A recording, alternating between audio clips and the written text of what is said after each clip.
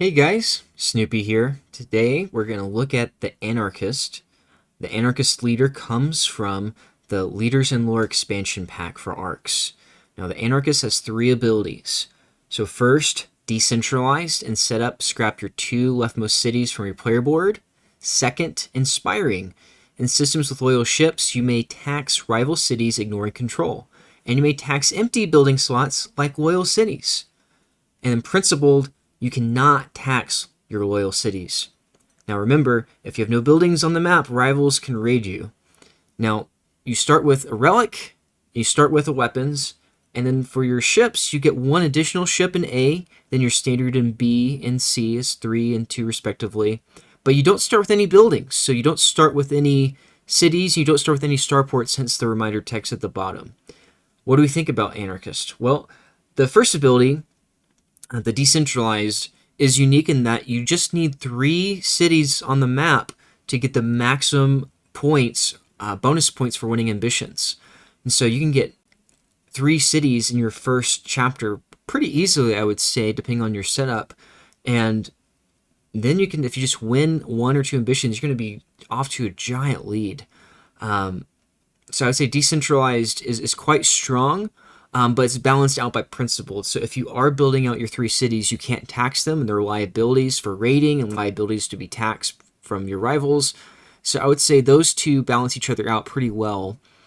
But then you have the second ability, so inspiring. So in systems with your ships, you don't need control. So you can just have one ship, and you move in, and then you can tax it and get the captive, and that's just amazing.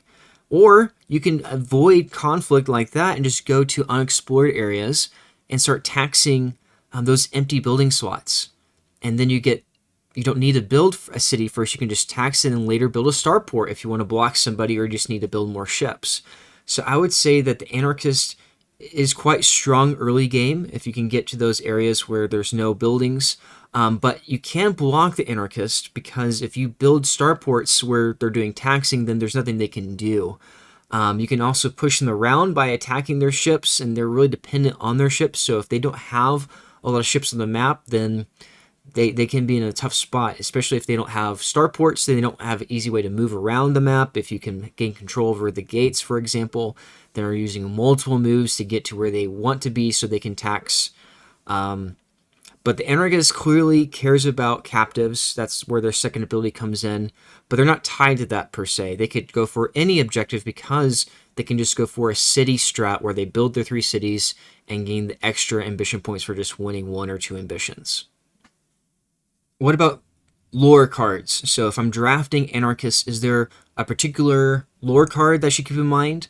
I would say so. I think there's some lore cards that are just always great no matter what leader you have. But if we're thinking specifically about the Anarchist, I would highlight 3 for you to keep note of. So probably the most obvious one, since we're going for Tyrant from getting the captives, is going for Tyrant's Ego. So while Tyrant is declared, you can spend captives in your prelude to secure for each one you return. So basically it's turning your excess captives as a relic. Now, this only happens when Tyrant's declared, and if it's competitive, then you may not want to use that ability, but it is a way for you to spend excess captives that they're going to be returned anyway at the end of the chapter. So might as well get some return on them by turning them into do as a relic, basically. Another one to keep in mind is Warlord's Cruelty. So while Warlord is declared, you may tax cities you've already taxed this turn. Now, that's a great ability for Anarchists because it allows you to get additional captives more easily, and so it allows you to build up basically your captives. And so if, let's say, you're in chapter 2, you can build it up, and then chapter 4, where you're trying to go for the win, you already have more captives than anyone else just because you've been able to double tax your opponents. And finally, Predictive Sitzers. So this is the defensive card, but when defending in battle before the attacker collects dice, you may move any number of fresh oil ships from systems adjacent to the battle system into it. And so if you are playing for a more invasive strategy where you are in your opponent's space, then you can use Predictive Sensors to basically get them to decide, are they really going to attack you and face your whole armada in their port or in their city, or are they just going to let you be with just the one ship and force you to move all your ships in just to do a bigger attack? Or, you could just have this as a card that lets you just be more aggressive in general, not just for taxing, but for attacking. And then you can easily pivot back when they try to attack your cities or your starports. You can easily move back if it's adjacent. So I would say Predictive Sensors works well with Anarchist if you're doing the invasive strategy, but you don't have to do that strategy if you get Predictive Sensors. And then for the court cards, I would say there's 3 guild cards I would keep in mind. The first one is Shipping Interest. So Shipping Interest lets you use your build action to gain a fuel. Fuel is really useful as an Anarchist because it lets you move in your prelude before you tax. And so since administration is the main way you can tax, you need to have ways to move sometimes before you can do that. And fuel is just the easiest way. And so I would say that's good just to build up your fuel supply. But more importantly is the prelude ability, which is you can discard this to gain fuel up to your number of empty resource slots. And then if the supply is empty, you can steal that fuel instead. And so what you can do is you can, since you already have you're always going to have 4 open resource slots. You can spend that to steal the fuel or get the fuel, and then spend that fuel immediately to send your ships to where they need to be to do tax actions. And so if you wait right when Tyrant's declared, but you're not winning, you can use Shipping Interest to steal that ambition right at the very end. And so Shipping Interest, if you're the Anarchist, that's a card that can win you the game, depending on the circumstance. Another great guild card is Loyal Pilots. So again, we like fuel. We want to move around to empty planets or to planets where our rivals are with their cities, so we can get captives. And so Loyal Pilots is great. And then finally, Prison Wardens lets you, like Tyrant's Ego, use your captives for other things. And so I can use a build action, and then I can return a captive to gain a resource. And you can do that for any number of your captives. So it's one action to get multiple resources, which is awesome.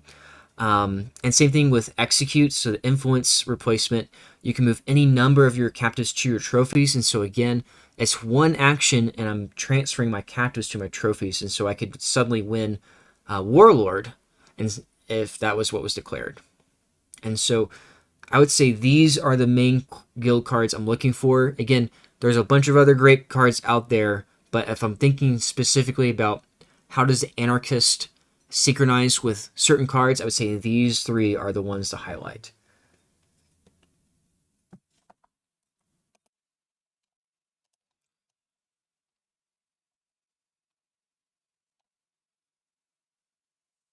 So overall, for the Anarchist, I would say I would rank the Anarchist in A tier.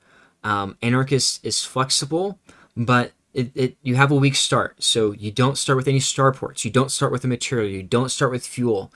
If you have a bad action hand where it's hard for you to build or to move, it could be tricky. And so I would say that the Anarchist, if you have a fast start, definitely a great leader. But if you're in a position where you don't have a great lore card, you don't have a good hand of action cards, you can easily get attacked and punished because you can't build. You can easily be raided because you don't have any buildings. And so I would definitely focus on getting 1, if not 2 starports to build out more ships. Think about where to move, where to negotiate your space of the board so that you can start taxing without getting captives perhaps, or with getting captives, depending on what you can work out with table talk. But I would say Anarchist is one of my favorite leaders, but it's tricky. It's not easy to play because if you have a bad start, it's hard to get in the game. But keep in mind, you can easily sneak through Tyrant. If you can declare Tyrant in Chapter 4, build out your cities, you can easily win from very far behind, just because you're going to get way more captives than anyone else can imagine. So those are my thoughts on the Anarchist. Let me know what you think.